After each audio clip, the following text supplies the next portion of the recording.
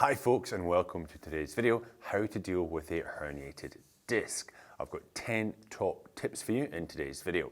Now before we get into it though, don't forget, if you do enjoy the content I bring to you on a weekly basis, hit that subscribe button, okay? I make a lot of great content for folks out there suffering with herniated disc, sciatica nerve pain, etc. And I want you to help me create content for them, so hit that subscribe button. So without further ado, let's get into today's video. So folks, how do we deal with a herniated disc? You've just been diagnosed, you don't know where to turn, you're waiting for the doctor to get back to you with some more information. What can you do yourself at home to prepare for the future, get yourself healthy again? Okay, I'm going to give you my 10 top tips, okay, to deal with this. Number one is actually keep moving, all right? Back in the day, I used to tell you, oh, bed rest, you know, herniated disc, you got pain, sciatica pain, rest in bed, okay? That's old school, all right? They say maximum 2 days bed rest is all we need. You want to keep moving. By keeping moving, you keep the blood pumping around your body. You're helping inflammatory materials leave that area where the disc is injured, get nutrients into the region so it can help heal, all right? So you want to keep moving. Just gentle walking is fine. You want to avoid, vigorous exercise, yard work, that type of thing, all right? But definitely keep moving. Now, a really important point is number 2, and that is trying to avoid a spinal flexion for the first 4 hours of the day.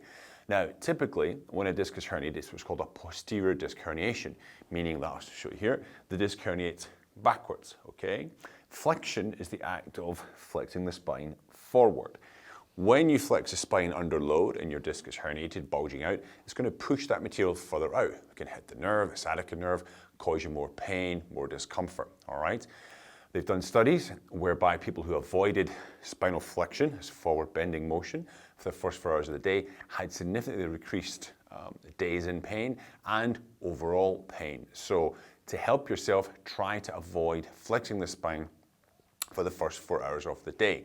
Now, all these tips I'm going to give you, in the description below, there's going to be a link to various videos, blog articles, will explain more about each one, okay? This video would be like an hour long if I wanted to explain the full thing. I'm just giving you these top tips and then you can go and investigate more from the description down below. Now, number 3, you want to train your core, okay? The core musculature around here, your abdominals, the lower back area. That's going to help keep your spine strong, rigid, okay? It's going to help protect the disc, which is bulging, herniated. Now, I do have a video, I'm going to link to that video at the end of this video, which is really simple at-home beginner exercises you can do, okay, if you are suffering from a herniated disc, bulging disc, sciatica pain. And if you watch the end of this video, it's going to flash up and you can go and follow that link and get started on that today, okay? Also, okay, number 4 is going to be decompression stretches. Now, decompression stretches are basically a system whereby you decompress the spine and you basically separate the vertebra, and it's basically to help the disc reabsorb into that space. Okay, the disc will get smaller, less pushing on the nerve, the sciatica nerve pain, so it's going to benefit you greatly. Now, those stretches are quite technical, quite difficult, so again, I've got another video that's going to flash up at the end of this one, which is going to link directly to a decompression stretch for the lumbar, the lower back region, okay? So go and check it out at the end of this video. So number 4, decompression stretches. Now, I'm really big on decompression stretches and avoiding flexion. It's actually part of a course that I do. If you are really struggling with your own herniated disc journey, bulging disc, etc., sciatica nerve pain, I run a 21-day video course. The link's going to pop up on the screen in just a second. You can find it at www.bashbackpain.com/course. It is a 21-day video course designed to take your pain way down, significantly reduce your pain that you're suffering and get you back on the road to full recovery, okay? So go and check out that link and go and check out that course today. Now, back on with tip number 5 is going to be when you rest, okay? Because of course, during the day, you're doing some work, whatever, maybe you're working at home, you're working in your job, you're in the office at work, you want to take a small rest because the back is hurting a little bit stiff. When you do rest, don't just lie flat on the floor, okay? Rest with your legs elevated. Doesn't need to be much, okay? 5-10 inches is all you need. Put your legs on a small step and a couple of books. By doing that, you actually take stress off the front part of your thigh here, the hip flexor muscles, which actually pull on your lower back even when your legs are flat. By elevating the feet, elevating the legs slightly, it's going to help that muscle relax, which will therefore help the lower back and those muscles relax as well and give you some pain relief. So when you do, okay, want to take a little break, make sure you lie down with the legs slightly elevated, all right? Now, number 6, also on about rest, is sleeping positions. Now, again, trying to find the best position to sleep in is necessary to give us some pain relief. What worked for me when I was having my very bad experience with herniated discs, bulging discs, was I would put a pillow under my lower legs. When I was going to sleep, I just elevate my legs a little bit. I used to put them under my calf region there, and that gave me enough pain relief that I could actually get some good sleep, because sleep is super important. It's where the body heals itself. You know, we recover during that time. You may have to, maybe you're a side sleeper, you might have to put a pillow between your knees when you side sleep. That's also a good option.